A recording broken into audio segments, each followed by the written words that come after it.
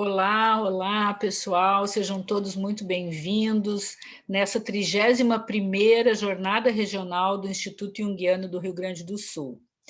Essa é a mesa 1 que dá abertura à nossa jornada, que vai ser composta de 6 mesas com trabalhos muito interessantes, todos, dos candidatos que hoje estão em formação no Instituto Jungiano do Rio Grande do Sul. Essa nossa primeira mesa é composta por 2 psicólogas, Alessandra Ribeiro e Cristiane Bergman, que são candidatas aqui do Instituto Jungiano do Rio Grande do Sul, da nossa 8ª turma de formação. Então, com muita alegria, estou aqui pronta para estar com as colegas, ouvir esses trabalhos com temas sempre tão interessantes, tão instigantes, e o convite para que todos continuem conosco, assistindo às outras mesas, em todos os trabalhos que vão sendo apresentados, então, ao longo dessa nossa jornada. A gente vai começar, então, com a Alessandra Ribeiro. A Alessandra é psicóloga, como eu já disse, e o tema desse artigo dela tem o título A Dimensão Psicológica dos Mitos e o Arquétipo dos Intermediários entre Mundos. Então, quero convidar aqui a Alessandra, passar a palavra para ela. Oi, Alessandra. Olá, boa tarde a todos. Eu vou pedir autorização aqui, então, só para compartilhar, gente, a minha tela, que eu vou apresentar alguns slides para vocês irem acompanhando também a minha fala. Ok, autorizei aqui, Alessandra. Certo. Ótimo. Tá dando para ver já, né, Rosa? Já estou vendo. Isso, agora está no modo tela inteira. Deixa eu passar um pouquinho para cá, para ficar aqui. Estamos ali. E podemos começar. Obrigada, Alessandra. Eu agradeço. Então, nesse trabalho, gente, eu vou abordar a importância, né, da mitologia e o seu impacto psicológico, e vou trazer algumas reflexões, então, acerca do arquétipo que intermedia mundos. E eu vou dar enfoque, então, aos deuses Hermes e Perséfone, devido à capacidade deles, então, de transitarem, né, entre o terreno e o submundo. Esses deuses, eles atuam como psicopompos, né, guiando, então, as almas nessa transição entre as diferentes dimensões da nossa psique, o consciente e o inconsciente. Então, vou falar inicialmente um pouquinho sobre a importância, né, da mitologia. Então, o que são mitos, né? Eles são histórias que são contadas há milhares de anos, normalmente de geração em geração, e contêm temas atemporais e pessoalmente relevantes. Segundo Campbell, no seu livro O Poder do Mito, ele fala que essas histórias acolhem temas universais, como a criação, a morte, a ressurreição, renascimentos virginais, ascensões aos céus, dentre outros, e as sutis diferenças dependem, então, de quem está os contando, e também a região e o tempo onde essas pessoas vivem. Os mitos, então, evocam sentimentos e imaginações, tocando em temas que são parte da herança coletiva da humanidade. A mitologia pode ser tomada como uma espécie de projeção do inconsciente, né, coletivo da raça humana. A mitologia poderia ser tomada como uma espécie de projeção, então, do inconsciente coletivo, e seu estudo possibilita que nos aproximemos dessa instância da psique. Inclusive, o estudo da mitologia e a sua dimensão psicológica foi o alvo de interesse do Jung por muitos anos, porque inicialmente ele se deu conta que no imaginário de pacientes psicóticos afloravam, então, fantasias, né, presentes nos temas mitológicos. Logo, ele percebeu que os paralelos se aplicavam não apenas aos indivíduos psicóticos, mas também às pessoas neuróticas e consideradas equilibradas, né? Aumentando, então, o seu interesse pelo estudo, né, e aprofundamento aí na mitologia. Falando então da importância da mitologia, né? Ao lermos mitos, a gente aprende a nos voltar para dentro, e a gente começa a captar, então, mensagens e símbolos também, a entender essas mensagens simbólicas, né? Isso é de suma importância porque a consciência egóica opera principalmente pelo raciocínio causal e lógico, mas a linguagem inconsciente funciona basicamente por analogias e associações, né, sendo essencialmente imagética. Então, o relacionamento entre o consciente e o inconsciente se dá principalmente através de imagens, né, e da imaginação. Inclusive, no seu livro intitulado Símbolos da Transformação, o Jung nos explica que a psique opera basicamente de 2 formas diferentes, mas que são complementares. Então, no inconsciente, por meio da analogia, e na mente consciente, por meio da lógica, né, ou do raciocínio analítico. Então, a gente pode entender o mito como o início dessa racionalização da experiência simbólica, na forma de narrativa, trazendo à tona para a consciência imagens arquetípicas, satisfazendo, então, essas necessidades simbólicas, né, e de significado da psique. Em termos de dinâmica, então, da psique, os símbolos contidos nos mitos nos possibilitam a circulação de energia psíquica entre o consciente e o inconsciente, estabelecendo conexões, então, entre essas duas instâncias da psique que são antagônicas. Aqui, então, tem uma imagem, né, dos deuses gregos, e no seu livro, As Deusas e a Mulher, a Bowling nos diz que despertar para a mitologia significa estar desperto para a realidade da vida. Quando um mito é interpretado, seja intelectual ou intuitivamente, pode resultar em um novo nível de compreensão. Falar brevemente, então, do mito pessoal. Cada um de nós, então, tem um mito que nos guia, né? Independente da gente saber ou não qual é este mito, né? E esse se trata, então, do nosso mito pessoal. Devido ao mito se expressar através de imagens significativas que impõem um padrão de comportamento humano de todos os tempos, ele possibilita que a gente compreenda melhor os processos psíquicos que a gente vivencia, né? Inclusive, o Jung nos afirma que em toda a psique estão presentes essas disposições e que, apesar de inconscientes, né, elas influenciam os nossos pensamentos, os sentimentos, inclusive as nossas ações. Ao nos relacionarmos, então, com os temas mitológicos e aprofundarmos o conhecimento acerca do nosso mito pessoal, ampliando, né, a compreensão do padrão arquetípico predominante na nossa vida, a gente pode conhecer mais os seus desafios e, inclusive, os potenciais que estão latentes, né? Então, também falando brevemente sobre os arquétipos. Jung nos explicava, então, que os arquétipos, né, são padrões de comportamentos instintivos, uma imagem interior em ação na nossa psique que determina respostas emocionais e comportamentais inconscientemente. Segundo ele, os arquétipos estão contidos nessa camada, então, da psique, que é o inconsciente coletivo, e que faz parte, né, a toda a humanidade, comum a toda a humanidade. O inconsciente coletivo, então, ou psique objetiva, como ele também é denominado, existe independentemente do ego e da subjetividade do indivíduo. Ele foi formado pela repetição de comportamentos frente a determinadas situações que continham semelhanças entre si, e isso se deu ao longo, né, de inúmeras gerações. O inconsciente coletivo e os arquétipos seriam os depositários, então, desse repertório, né, comportamental acumulado, e fazem parte da natureza humana universal, independentemente do tempo e da cultura. Os mitos e os contos de fada são expressões dessas imagens arquetípicas, como também muitos dos temas dos sonhos, né? A presença, então, desses padrões arquetípicos justifica semelhanças nas mitologias de muitas culturas diferentes, pois como se trata de padrões pré-existentes, eles influenciam o modo como o ser humano se comporta, né? E vivencia também a realidade.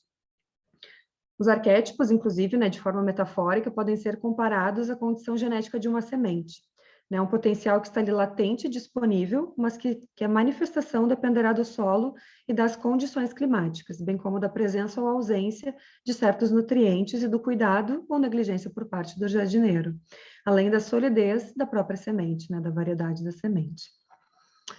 Então, ainda segundo a Bowling, né, elas nos diz que as imagens simbólicas, então, desculpa, ainda não? As imagens simbólicas dos arquétipos enriquecem e ampliam a nossa consciência.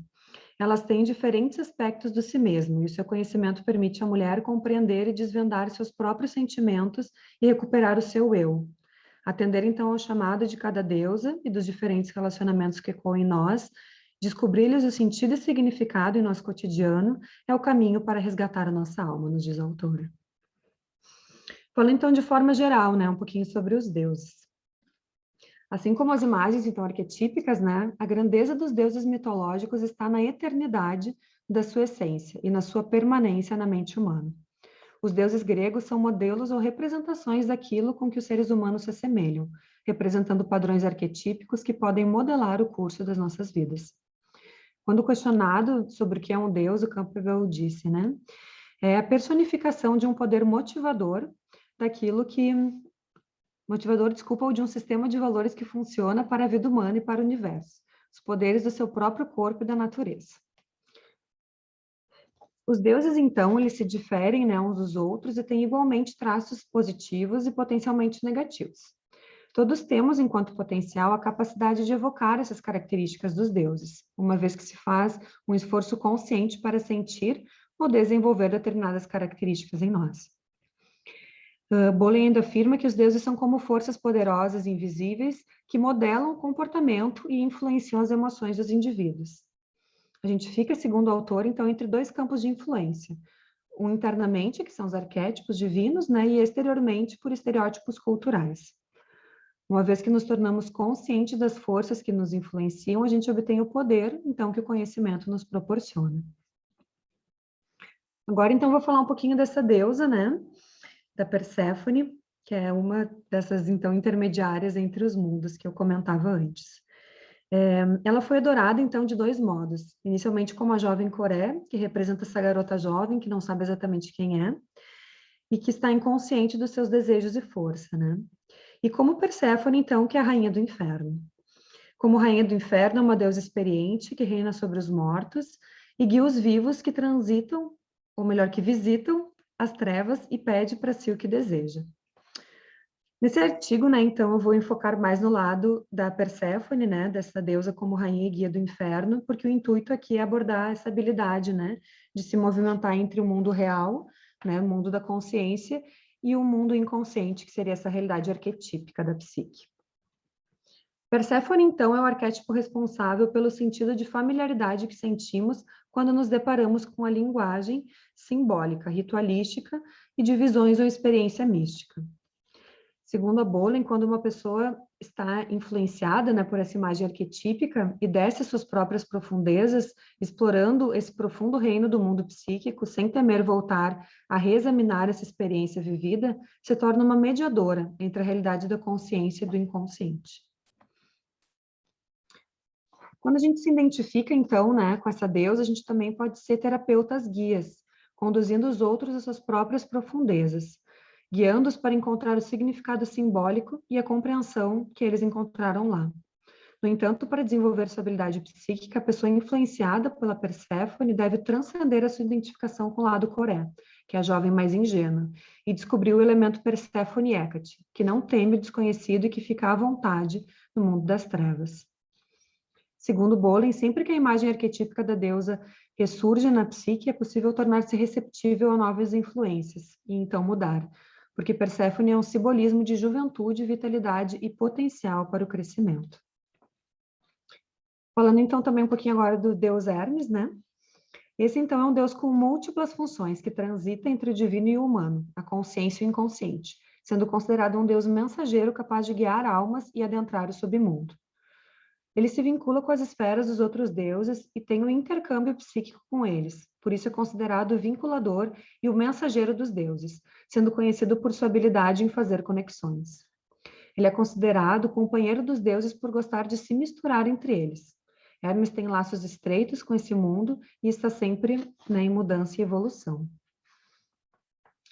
O Hermafrodita, então, né, que é o filho de Hermes e Afrodite, na qualidade de entidade bissexual, ele reconcilia, então, o conflito dos opostos, né, representando essa nova dimensão consciente. Para o Pedraza, no livro, né, Hermes e seus filhos, ele diz que essa imagem nos introduz nas complexidades do masculino e do feminino, dentro de uma única imagem simétrica, havendo, então, essa ausência de separação. Quando a imagem, né, de Hermes, o deus do comércio, não é reprimida, pode-se desenvolver o relacionamento das pessoas entre si, propiciando então esses intercâmbios. E a negociação, inclusive, tem sido um dos caminhos para a sobrevivência natural, né, e é um dos modos como dois padrões arquetípicos conflitantes podem, né, finalmente se reunir. A maior preocupação, né, entre os junguianos é exatamente essa unilateralidade, né, da personalidade, né, presa demais, então, à luminosidade, né, do Deus Sol, do Apolo. Então, essa negociação seria, né, essa cena sugestiva da exigência terapêutica de incentivar, então, uma consciência polarizada a familiarizar-se com seu oposto, né, ou seja, se dar esse diálogo, então, entre essas duas instâncias, né, até então antagônicas. Através das interpretações do simbolismo hermético e dos estudos da alquimia, o Jung reconheceu a importância de Hermes na psicoterapia. Hermes demarca nossos limites psicológicos e assinala o perímetro de nossas fronteiras psicológicas, estabelecendo o território a partir do qual tem início o desconhecido. Também, de forma breve, vou aqui citar a alquimia, né, devido à sua importância e relevância. O Pedraza, então, também nos diz que é uma psicologia, né, a alquimia é uma psicologia de paradoxo, uma psicologia limítrofe, então, que nos explica que não só pode ser empreendida através de Hermes, guiando o caminho rumo ao inconsciente. Os alquimistas nos ajudaram, então, a acostumar os nossos olhos para contemplar o conteúdo situado nessa instância da psique, chamada de inconsciente, através de imagens e símbolos onde era possível enxergar através de si mesmo e do mundo. O Jung, né, ele vislumbrou que o tratado alquímico, então, era a expressão de um processo simbólico, que ele deu o nome de processo de individuação. Esse processo, né, que constitui em uma sequência de sacrifícios experimentados principalmente nos sonhos e verificados nas mudanças e movimentos da personalidade. E a psicoterapia junguiana, inclusive, se dedica, né, e tem grande atenção a essa questão do sacrifício devido à sua função psicológica. E a gente pode entender, então, que esse movimento terapêutico, né, para dentro do inconsciente, exige exatamente o acontecimento, né, deste sacrifício da primeira função, que é referente à persona e ao ego, né? O conflito, então, entre a consciência regente e o inconsciente é o cerne da psicoterapia. Adentrando, então, um pouco no submundo, né, que a gente simbolicamente pode entender que representa essas camadas mais profundas da psique humana, né, esse lugar onde memórias e sentimentos estão enterrados. E essa instância, então, a gente entende como o inconsciente pessoal. É também no inferno que estão as imagens arquetípicas, os padrões de comportamento e sentimentos que são instintivos e compartilhados por toda a humanidade. Essa esfera já mais profunda a gente denomina, né, de inconsciente coletivo, como eu expliquei anteriormente. Como guia, então, para os mortais, né, que visitam o inferno, a Perséfone tem uma função metaforicamente semelhante à de médiuns que mantêm sessões espíritas e que permitem aos espíritos dos mortos falarem, né, através deles. A difusidade da sua personalidade, somada à sua receptividade e falta de enfoque, facilitam a percepção, então, extrasensorial.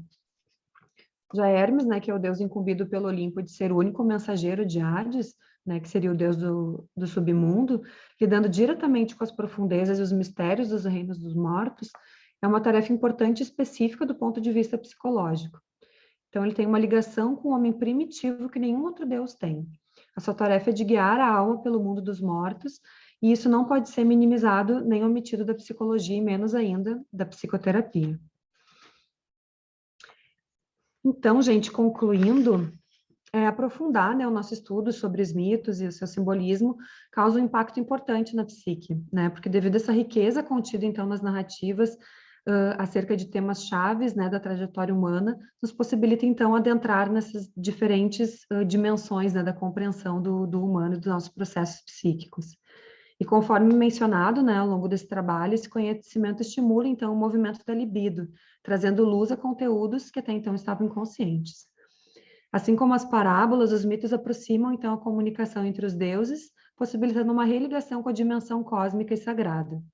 Ao adentrarmos, então, o chamado dos deuses e atendermos esse chamado, buscando compreender, então, seu sentido e significado, podemos trilhar um rumo em direção, né, à nossa alma. A habilidade, então, de transitar entre os mundos faz-se hoje mais do que nunca muito necessária enquanto imagem arquetípica, pois tendemos à unilateralidade, como eu disse anteriormente. A gente supervaloriza a mente consciente e os conteúdos que se encontram na sombra tendem a permanecer lá, mas não deixam, né, de nos impactar e de alguma forma repercutir, né, na nossa vida, apesar de não termos consciência disso. Então, muitos potenciais também se encontram adormecidos nessa esfera da psique, os quais só poderão ser integrados se nos dispusermos a fazer esse mergulho nas profundezas, né, do nosso inconsciente. Hermes, então, é o guia para o inconsciente e o mensageiro dos deuses, conectando deuses e deusas entre si com os homens, é o vinculador. E já Perséfone também, né, serve como essa guia para a profundidade psíquica e como mediador entre a realidade da consciência e do inconsciente. Aceitando, então, a presença desses deuses, né, nas nossas vidas, a gente se abre, então, a possibilidade de transitar entre as esferas consciente e inconsciente. E da interação e cooperação dessas duas instâncias, até então antagônicas, resulta essa unidade psíquica, né, que a gente pode entender como a conciliação dos opostos em nós. Jung, ele falou, então, que a função transcendente, né, é exatamente essa mudança obtida através do confronto e união dos opostos, o que possibilita o homem alcançar sua mais elevada finalidade, que é a realização, então, das potencialidades do self. Por fim, aqui só vou ler uma frase, então, do Campbell, que acho que também resume bem, né? Ele fala, então, que as imagens mitológicas são aquelas que colocam o consciente em contato com o inconsciente. É isso que elas são. Quando não temos imagens mitológicas ou quando o consciente as rejeita por alguma outra razão, perdemos o contato com a nossa parte mais profunda. Acho que esse é o propósito de uma mitologia pela qual se possa viver. Temos de descobrir por qual mitologia estamos de fato vivendo e conhecê-la, para podermos tocar a nossa ocupação com competência. Muito obrigada, então, pela atenção de todos. Ok, obrigada, Alessandra. Obrigada por dividir conosco aí o teu trabalho, o teu artigo, né, fruto do estudo, de alguma forma que vai avançando a cada semestre, né, dentro da formação. Então a gente tem essa ideia de que os temas que realmente vão se revelando e nos tocando vão vindo, né, à tona e vindo para o nosso pensar e contribuindo aí com os nossos estudos. Então agora eu quero convidar a Cristiane para ficar aqui conosco, né, para trazer o trabalho dela, Cristiane Bergman, então, que é psicóloga, também candidata da nossa 8ª turma de formação, que vai nos apresentar o resgate da mãe do povo brasileiro, o inconsciente coletivo e a mitologia indígena como caminho de integração com a nossa origem ancestral.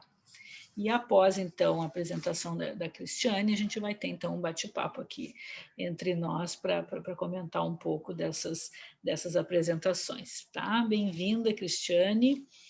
Então, tá Muito contigo. obrigada, Rosa. Bom, então, eu vou compartilhar um arquivo aqui. Ah, tá bem. Aqui. Vocês estão assistindo já? Sim, já está aparecendo aqui, só falta colocar em tela inteira, tá? Indo os slides. Acho que agora foi, né? Agora foi. Bom, então meu trabalho é esse, o resgate da mãe do povo brasileiro, no consciente coletivo e a mitologia indígena como caminho de integração com a nossa origem ancestral.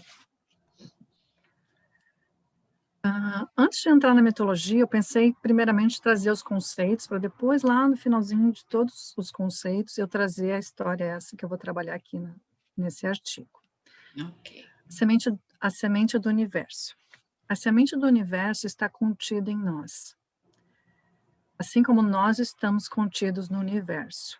Temos em nós a semente dos tempos remotos, que embora não tenhamos presenciado, vivido este tempo, ela está contida dentro de nós, a semente arquetípica. Psique e cosmo comportam-se como mundo interior e mundo ambiente. Portanto, o homem participa por sua natureza de todo acontecimento cósmico e está entretecido a ele, interno e externamente, em Jung e Leão. A fertilidade na Amazônia, por Eduardo Galeano. Na floresta amazônica, tem uma poesia que fala sobre o casal, sobre o amor. Ele traz, então, Eduardo Galeano, ele revela o primeiro encontro entre o homem e a mulher, cuja união de amor possibilitou que toda a floresta fosse fecundada. E ele diz nesse texto: quando o longo abraço terminou, um aroma denso de flores e frutos encheu o ar. Dos corpos que jaziam juntos, emanavam vapores e raios nunca vistos, e sua beleza era tão grande que os sóis e os deuses morriam de vergonha. Já no texto de Davi Copenaua, ele traz, para a tribo dos Yanomamis, Copenaua diz, o xamã Copenaua, líder indígena, diz que quando a floresta tem valor de fome, a floresta perdeu a sua energia, e a comida e a caça se tornam escassas. Então, há necessidade da floresta ser fecundada novamente. Para tanto, os xamãs bebem muito, então, uma bebida muito mais, né, uma bebida alucinógena que eles chamam de acuana, que faz com que eles se conectem com os espíritos e os ancestrais animais da floresta. E a partir dessa conexão, eles dançam, cantam, fazem um ritual. E a partir desse ritual, eles acreditam que toda a floresta se torna mais fértil e pode novamente ser fecundada. Terra psíquica. Barry diz que entrar em contato com a Terra é também ligar-se a um céu que procede dela mesma. E as sementes, ao caírem, criam uma espécie de autofertilização original. Assim como nas imagens que a gente viu de Galeano e Copenau. A Terra possui, então, uma característica de gerar, criar, materializar. É ela que recebe a semente e o potencial para poder gerar seus frutos. A Terra é matéria. A Terra também pode ser vista como matéria psíquica. Mãe e matéria são palavras que advêm da mesma raiz, mater. Nossas experiências, então, sentimentos, emoções, pensamentos, sejam eles de que forma que eles possuem ou não possuírem formas, organizados, desorganizados, conscientes, inconscientes, isso tudo compõe a nossa matéria psíquica, a nossa terra psíquica. O vaso. Agora eu vou falar do vaso. Os mistérios femininos ligados ao instinto compreendem nascimento, menstruação, concepção, gravidez, sexualidade, climatério e morte. E eles têm importância fundamental para a humanidade e a formação da cultura. O vaso também pode representar o sagrado momento da fecundação no ventre da mulher. A gravidez, igual. Mulher, corpo, vaso. Essa é a equação do Neumann. Essa denominação de corpo como vaso não é exclusiva do feminino, isto é, também pode ser vivida pelo universo masculino. É através do vaso que acontecem as trocas entre o mundo interno e o mundo externo. O mistério do útero. A transformação no forno. O vaso sagrado que gera vida dentro do ventre feminino. Existe um provérbio que diz: o forno é a própria mãe. A grande mãe. A grande mãe corresponde ao arquétipo materno que revela a imagem primordial da mãe. Essa imagem compreende conteúdos que são aprendidos desde a existência da humanidade e são passados de uma forma inconsciente. Segundo Jung, o arquétipo materno é dotado de características, qualidades opostas. Por um lado, apresentam-se como a mãe amorosa, que nutre, cuida, aquece, escuta, e por outro, também uma mãe terrível, que se caracteriza pelos excessos, faltas, isto é, pelo lado da ausência de amor, atenção, falta de cuidado, nutrição, calor, ou ainda excesso de cuidado, proteção, provocando o sufocamento e o não crescimento do filho. Trazendo agora para o consciente pessoal, inconsciente pessoal, tem essa parte do complexo materno positivo, a mãe pessoal. Trata-se, então, daquele amor materno que pertence às recordações mais comoventes e inesquecíveis da idade adulta e representa a raiz secreta de todo vir a ser e de toda transformação, o regresso ao lar, o descanso e o fundamento originário silencioso de todo início e fim.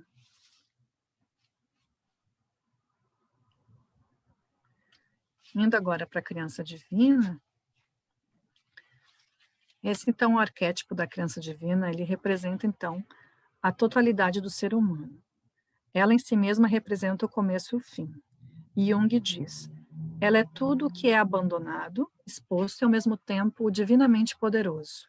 O começo insignificante, incerto e o fim triunfante. A eterna criança no homem é uma experiência indescritível, uma incongruência, uma desvantagem e uma prerrogativa divina.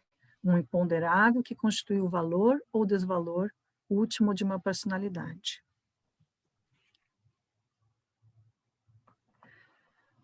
Bom, falamos agora há pouco da criança na sua totalidade, agora a gente então vai falar da criança abandonada.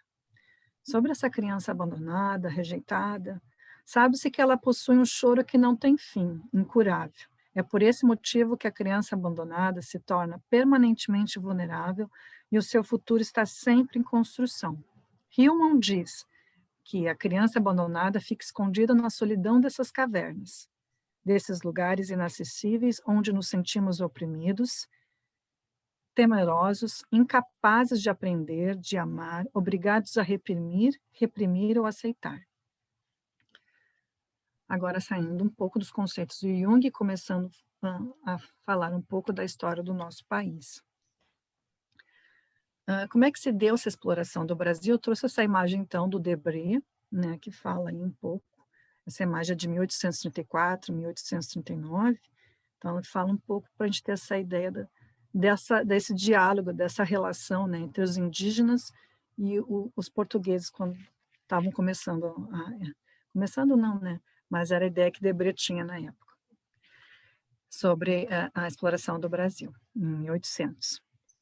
Bom, a negociável exploração do Brasil se deu de diversas formas, através da madeira, da destruição dos símbolos das nossas florestas, a árvore do pau-brasil, pela escravização, inicialmente do indígena e depois dos negros, e pela posse da mulher indígena pelo branco, invasor, e posteriormente pela posse da mulher negra. A exploração do Brasil acontece em muitos sentidos, até mesmo hoje. A matriz do povo brasileiro. Segundo Darcy Ribeiro, a matriz do Brasil foi concebida pela posse da mulher indígena, pelo branco invasor e, posteriormente, pela posse da mulher negra. Gambini diz que esta é a criação de um híbrido que nunca saberá quem ele é, porque nem pai nem mãe puderam agir como espelhos ou modelo de identidade para o brasileiro e a brasileira. E que não temos documentos de como se deu este vínculo do homem branco, que é o pai ancestral, com as mulheres indígenas, a mãe ancestral. Se foi uma relação espontânea, consensual ou à força. A partir disso, dessa relação paterna e materna, podemos pensar que o povo brasileiro nasceu com muitas dificuldades. Agora, então, vamos falar sobre a identidade do brasileiro.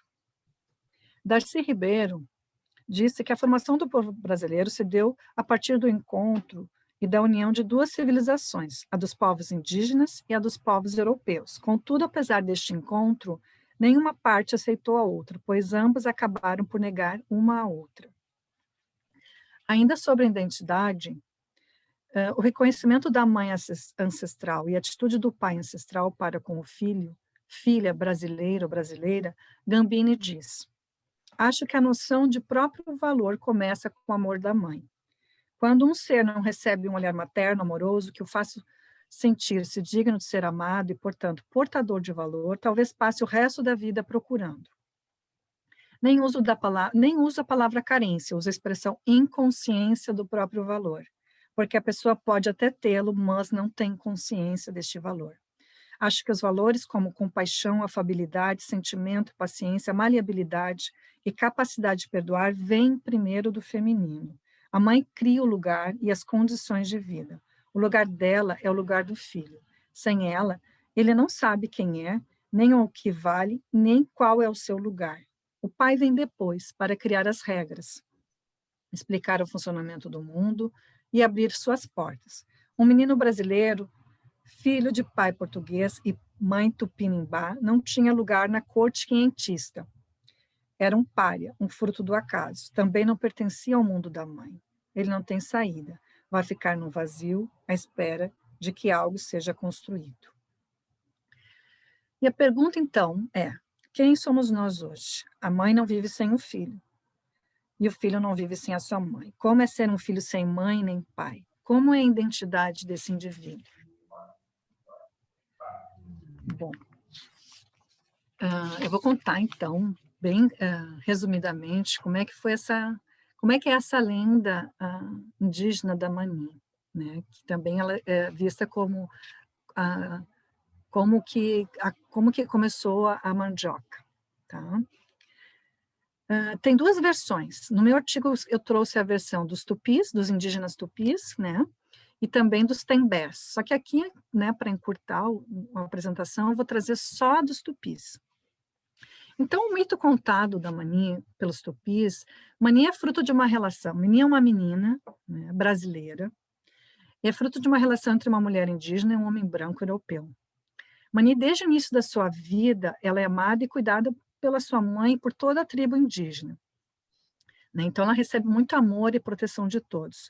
Só que, contudo, desde o início, desde a tenra idade, a Mani era frágil, né? E ela ficou doente, né? Ficou muito doente, e o pajé e todos da tribo, então, se ligaram à espiritualidade, fizeram rituais, rezaram, né? Para tentar salvar a menininha. Mas, mesmo assim, tudo isso, todas as orações, todos os rituais, não protegeram Mani, não livraram Mani da sua morte. Mani enterrada, né, na própria oca dela, oca é casa, né, a casa indígena, então ela é enterrada lá na casa, na terra dela, dentro da casa dela, onde todos da tribo foram lá, né, rezaram, choraram, derrubaram muitas lágrimas sobre a terra, lá onde estava o corpo de Mani. E lá onde estava o corpo dessa menina, né, nasce uma raiz escura, branca por dentro, que é o aipim, a mandioca, né, para alguns lugares.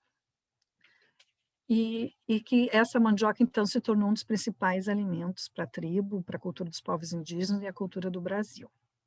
Tá. Bem, então, agora eu vou trazer a discussão, né, com todos esses conceitos que eu falei lá na frente, né, junguianos, a história do Brasil, trazendo o mito da Mani, fazendo essa conexão com o mito da Mani. Bom, a Mãe Terra está prende todas as sementes que geram todos os tipos de fruto para o nosso alimento, o nosso sustento. A mãe de carne e osso está prende todos os embriões, vida que cresce dentro da mulher. Ser mãe é ter ser filho em seu ventre com todo amor e cuidado. Todo o corpo da mulher, da mãe, é um santuário para a vida que cresce. Mãe é amor, doçura e entrega. Ser mãe é um chamado para a vida, para gerar a vida, para fecundar a vida dentro de si. Apesar de toda a fertilidade da floresta, da vida em si, quando cada ser nasce junto dele, há um tesouro escondido, presente de forma inconsciente, um tesouro que está no sangue dos antepassados. Muito sangue foi derramado para a construção do nosso país, o Brasil. O sangue dos indígenas e dos negros. Assim, pode-se entender por hamartia como uma herança maldita que recebemos de nossos antepassados, uma herança daquilo que eles não conseguiram resolver em suas vidas. Disse que quanto mais um pai e uma mãe se olham, tomam consciência de suas sombras, de suas questões que precisam ser melhoradas, transformadas, menor será a herança de hamartia que os filhos vão receber de seus pais. Por isso, nesse sentido, a individuação de uma pessoa, de um pai, de uma mãe, não é só importante para ele em si, mas também é importante para os seus descendentes, pois a transformação reflete em todos. A partir do mito de Mani, podemos refletir sobre os aspectos arquetípicos relacionados à mãe e à criança. Em relação aos aspectos da mãe, podemos perceber um ambiente acolhedor, onde a criança é cuidada com amor. Em relação à criança, podemos perceber a reverência da mãe, do pajé, de toda a tribo no que toca ao amor e aos cuidados destinados a essa criança. Mesmo com todo amor, a criança morre. Nem as intervenções espirituais e as orações conseguem salvá-la. A vulnerabilidade mata a criança no princípio de sua vida. Pensar sobre todo esse amor, todo esse cuidado, todo o ambiente favorável, mas que ainda assim resultaram na morte da criança, isso pode nos fazer pensar sobre o quanto de nós, brasileiros, nascemos e somos criados no ambiente de amor e cuidado, porém, desde cedo, enquanto povo, somos marcados pela nossa vulnerabilidade. Morremos em terrindade em relação aos aspectos psicológicos enquanto povo, mesmo tendo sido cuidados com amor, porque somos frágeis. Apesar de afeto e cuidado, não temos força para crescer enquanto povo. Além das características maternas que definem o povo brasileiro, amoroso, cuidadoso, que também são atributos que pertencem ao feminino, também podemos perceber nesta versão do mito de Mani a fragilidade do feminino. Pelo fato de Mani ser uma menina, ela também revela esse feminino vulnerável, frágil e imaturo. Ainda sobre o feminino do povo brasileiro, podemos pensar na fragilidade de um povo que precisa ser cuidado, amado por muitos. Todavia, ainda assim, sua fragilidade o faz morrer.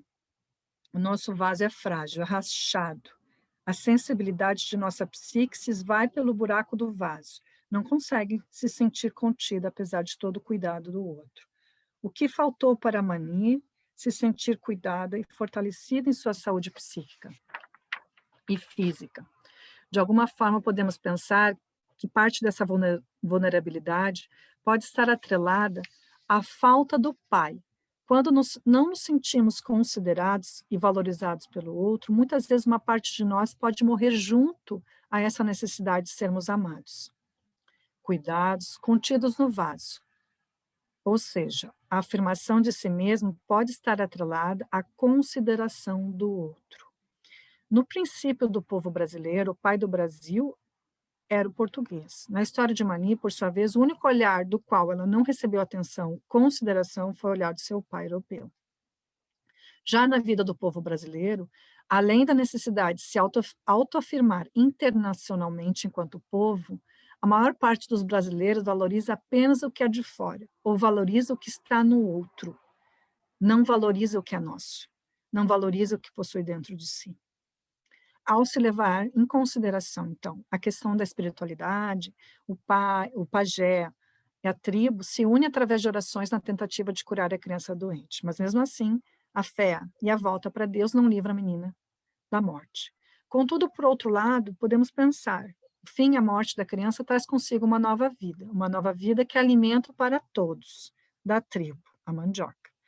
Assim, podemos perceber que a transformação acontece de uma forma alquímica, em que o reconhecimento, o amor, a saudade, a dor fecundam a terra através da lágrima de todos.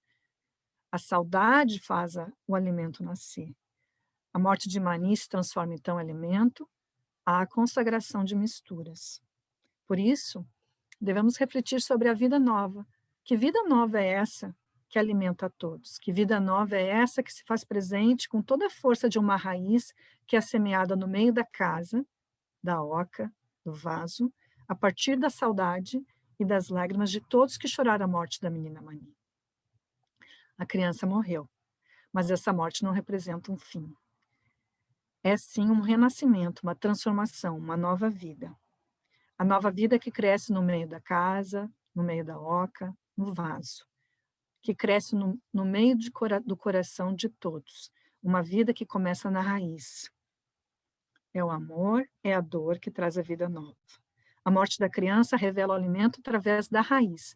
As transformações, as conexões entre a morte e a vida, o novo e o ancestral. O povo que se desenvolve, porque se alimenta de suas raízes, que nasce e se desenvolve no calor da casa, no que é guardado dentro do coração.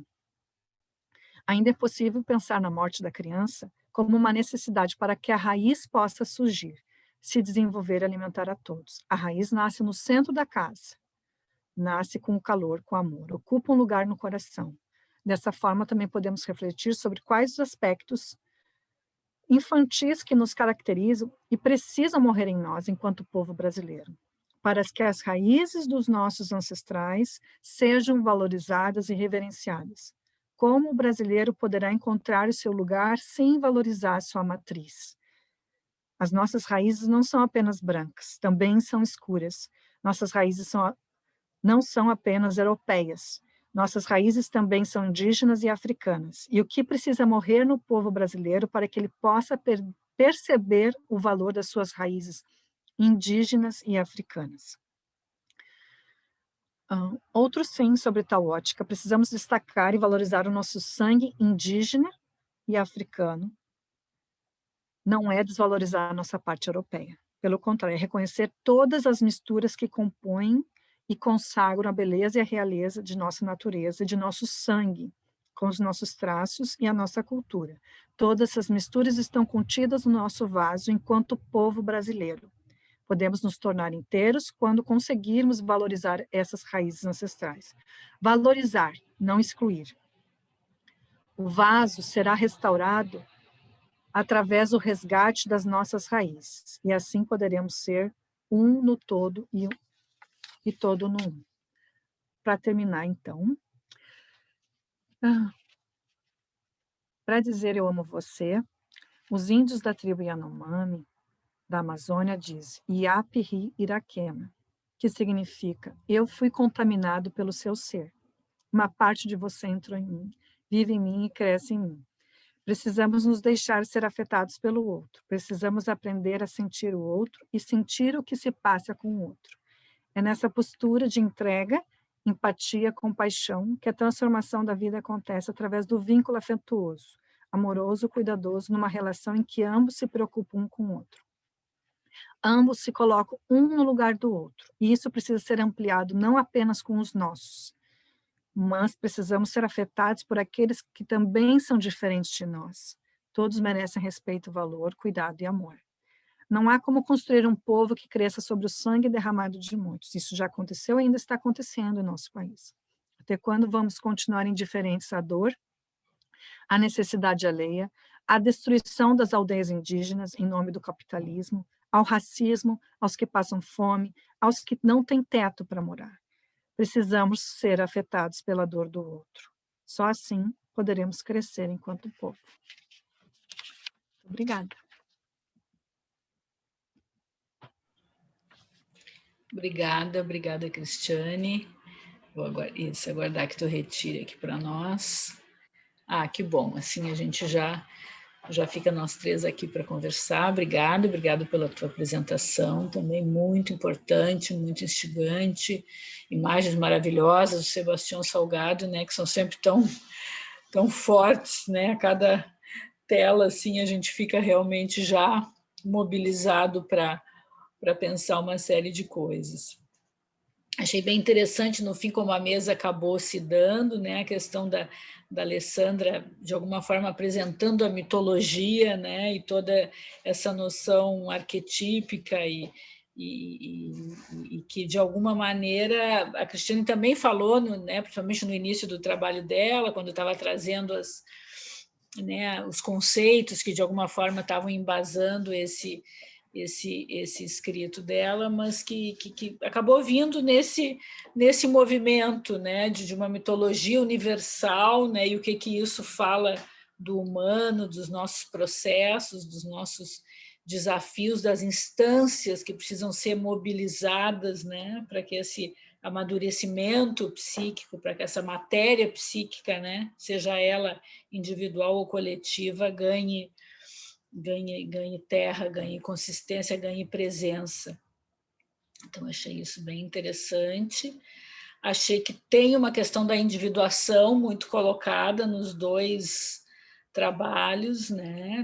Nessa questão de realmente desse processo, né, que o Jung apresenta, então, dentro da psicologia analítica, né, como esse andar rumo a uma totalidade, a uma integração, que vai passar por essa negociação, né, necessária aí pelas mãos e pelos pés de Hermes e seus movimentos, pela questão da Perséfone, que permite esse aprofundamento, né, esse tocar nessa terra que germina, e seja isso acontecendo num indivíduo ou numa nação, né, Cristiane, como tu bem colocou aí, coisas que a gente vive ainda enquanto país, os nossos desafios ainda de nos tornarmos uma nação, né, no sentido de realmente nos apropriarmos das nossas identidades. Acho que a gente vive uma diversidade muito grande, né? A gente já nem consegue falar uma identidade, a gente já leva para o plural essas identidades, não é? Então, realmente, o Murray Stahl tem um livro muito interessante que ele fala de individuação, um livro agora mais recente, onde ele vai fazendo toda essa analogia o tempo inteiro do processo se dando no indivíduo e como isso, né, nas palavras dele, acontece da mesma forma num aspecto coletivo, né? E que nos dois casos passa pela integração, passa pela cooperação, passa... Então, eu pensei, enfim, de ouvir um pouco de vocês, como é que vocês veem essas questões, assim, de ver esse processo de integração, tanto individual como coletivamente acontecendo, e o que até isso que a gente está vivendo ainda da pandemia, né? Nós já falávamos nisso numa jornada no ano passado, e aqui estamos nós, né, ainda enquanto mundo vivendo esse desafio que também chama para o entendimento, para as negociações, para a cooperação, que ficou algo tão claro e necessário, né? E que vocês também fiquem à vontade para comentar uma do trabalho assim que a outra apresentou também. Então, eu queria passar um pouquinho a palavra para vocês. Não sou eu, Cris? Fiquem à vontade para comentar. Não, pois é, eu fiquei lembrando assim, de um trecho ali que eu trago, né, na minha apresentação do artigo, que eu falo ali da importância até dentro da clínica, mas de forma geral na teoria analítica, né, do sacrifício, assim, que tem que O ser sacrifício, muitas perfeito. vezes vivido. Tem até aqui. Claro que acho que a gente pode ver isso também, de repente, em várias, digamos, esferas, até dimensões, né, Rosa, mas ali acho que eu trazia um pouco nesse sentido da gente poder, então, acho que, né, adentrando nessas profundezas, na nossa sombra, de fato, reconhecer, né, essas partes que atuam em nós, que de alguma forma coexistem e se permitir, então, acho que de fato transmutar, né, integrá-las e ressignificar isso, assim, mas como é necessário, então, a gente poder, acho que ter essa humildade mesmo de reconhecer, né, e daí eu, ouvindo um pouco a Cris, e parabenizo ela pelo belo trabalho, assim, bem forte, achei essa história, não conhecia da Mani, é Mani, né?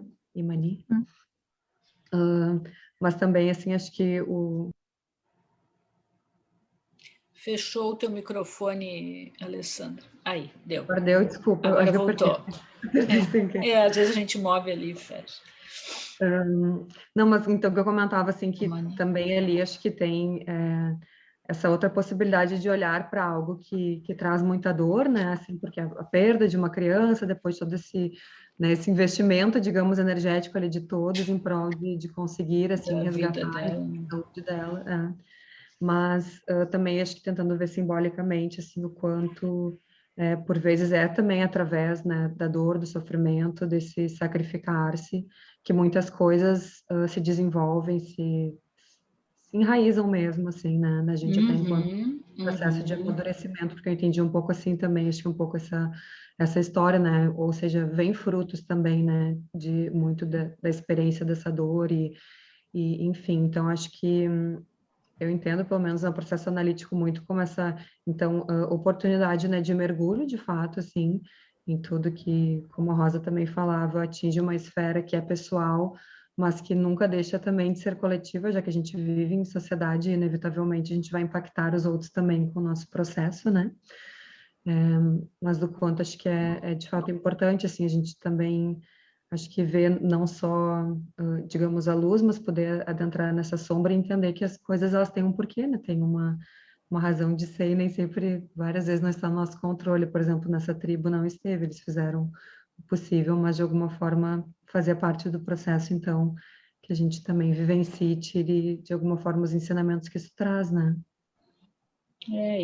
Na verdade, no fim, a mitologia, né, vem como esse ensinamento, né, de alguma forma, de que o despertar desse inconsciente, ele não vai se dar só num processo de suavidade, né, de uma abertura gradual e sempre vivida de uma forma, só de uma forma mais tranquila, né? E aí entra a questão do sacrifício mesmo, que é preciso sacrificar realmente em nome desse amadurecimento, dessa integração, e que isso é uma temática muito presente nos mitos, e aí se percebe que realmente é uma questão arquetípica, né? Então está presente nesse processo e aparece muito nessa mitologia, que também é uma coisa nova que agora, né, começa a ganhar espaço, né, Cristiane, realmente os debates assim, né, da nossa cultura, o que isso traz os nossos complexos culturais, porque até então não conhecíamos absolutamente nada de uma mitologia mais próxima às Eu acho nossas que está acontecendo raízes. Então, esse valor, né, essa volta, né, eu acho que está mais em evidência agora. Não sei se a gente está num momento melhor, apesar de todas as dores, todo o sofrimento, todo o período difícil de pandemia, de país que a gente está enfrentando, de incêndio na Amazônia, né, de problemas, tantos problemas em todas as esferas do nosso país. Eu acredito que a gente está num momento bom no sentido de poder criar essa consciência, de poder olhar para essas sombras, né? Então, acho que não é através da dor, realmente, né, que as mudanças acontecem, que a gente começa, então, a perceber que antes parece que a maior parte de nós estava fechado, alienado dessas questões, né? Então, quando esses começa a saberes, acontecer esses movimentos, né? Então, assim, a pandemia aumentou a população de rua. Eu aqui na rua agora tem um senhor que está morando ali, um senhor que esses dias eu fui conversar com ele não sabe desde quando que ele está na rua, é antes da pandemia, mas assim, a gente começa a ver as pessoas muito mais do que antes, né? Então, e isso nos mobiliza, e isso está provocando até aqui na comunidade, aqui na rua, as pessoas estão mobilizadas a levar comida para esse senhor, né? Até a Rosa tem um projeto bem bonito, né, Rosa? Que leva a comida para as pessoas. Eu faço né, parte de um grupo bem grande aí, sou uma colaboradora só. Isso é lindo. E aqui na rua, assim, as pessoas não estão organizadas, mas assim, eu fui lá levar uma coisinha para o senhor e tinha mais pessoas para dar. Então, assim, eu acho que isso é um pequeno gesto, né? E quantos outros que a gente precisa ter consciência, né? Então, a própria perceber. imagem de vê-lo ali impacte, né, e leve a alguma reflexão de por que as coisas, né, tira dessa ingenuidade, né, e de alguma forma, olha, as questões estão dadas, né, e é preciso se posicionar diante delas, claro.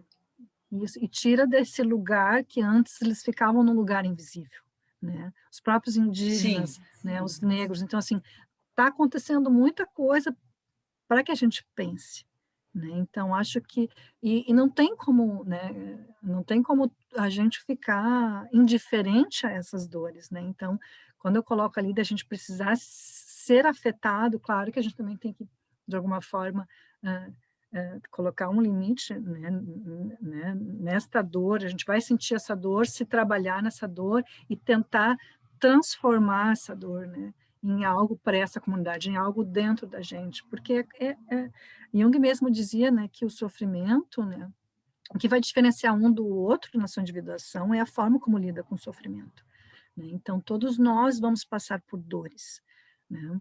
Então a gente vai ter que aprender a lidar com essas nossas dores, na verdade, também, sustentar esses paradoxos, né? Acho que nisso o Jung nos ensina muito, na própria noção de arquétipo, trouxe essa ampliação para dentro da psicologia analítica, né? Porque o arquétipo, bom, ele vai ter tanto a beleza como o horror convivendo e não é ficando ingênuo a um ou ao outro que vai se conseguir essa transformação e essa integração, né?